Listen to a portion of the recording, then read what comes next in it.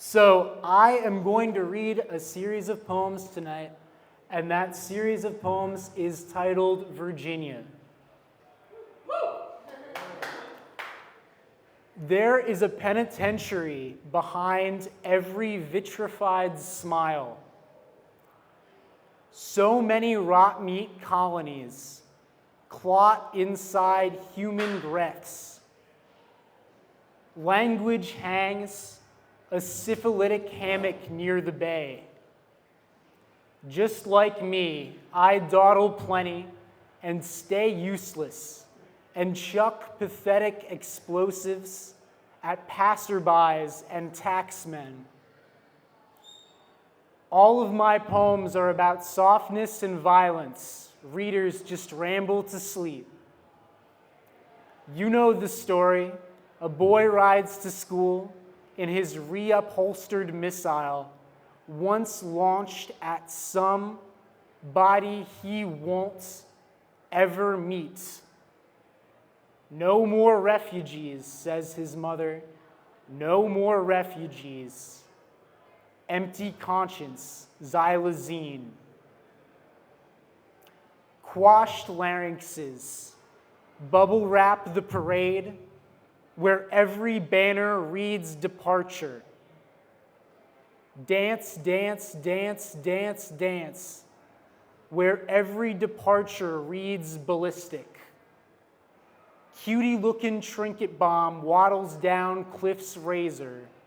One misanthropic afternoon, cutie-looking penguin thing waddles dead under the chafing Antarctic sun, where my wrist is humiliated, crunched in the vice of a neglected boy.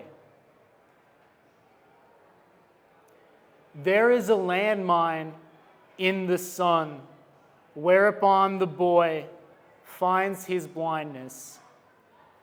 Lament the myriad stars, coagulate as warheads through him, tweaking from the restless fibs who occupy my evergreens irrevocably.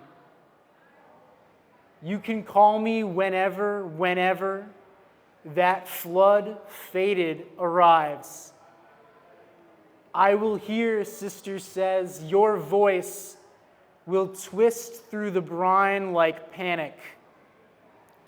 The boy ripples this briny panic across his flesh, plushy deer.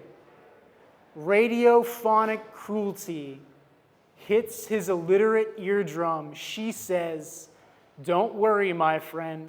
Everything is so peachy and so dandy. Your sister starves like a champion.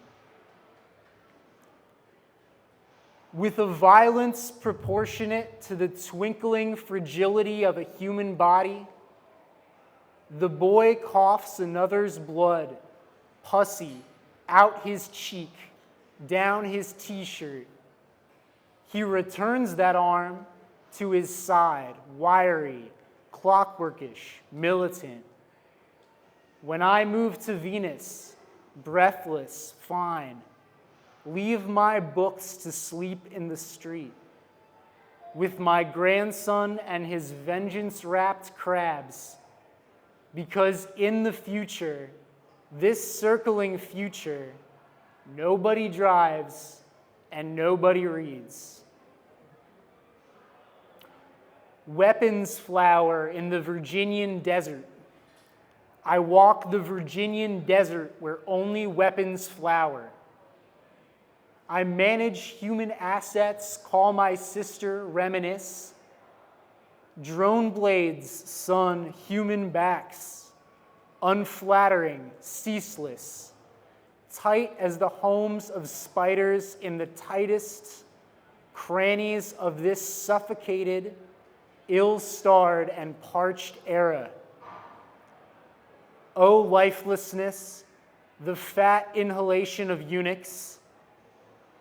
To Langley, Virginia, I will retire, my pillow stuffed with barbed ingots, blubbering like a lonely prince in a vat of evaporating milk. When my starving sister calls me, it's for her 2 broken legs, her 2 alprazolam sticks. You can tell her, I don't mind. Tell her that she can smoke the stones out my kidneys until they wither and tire. See, I tell her, but the desert, as it dries, doesn't disappear, it expands. There is a boy inside my ribs that salivates at misery. You can swaddle him in your mirage or teach him to read or smother him gently with an embroidered pillow. The boy's name is the extermination of all creatures capable of love. Terrorism, entertainment, litigation. Together one, loving labor. I roll my eyes, limp, limbs drop, tears like dogs, runny and young. On a May hill, the boy rusts December. You can take it to the deli, or you can take it up your face, like terrorism, labor, or entertainment. My tongue, it lolls, like Sundays, wasted, in lines at the airports where the police tell me it is too late. Too late for books or for devotion. I plead to them in circles. I appeal to their families. I tell them it is only for the revelation, for personal use, or terrorism, or entertainment.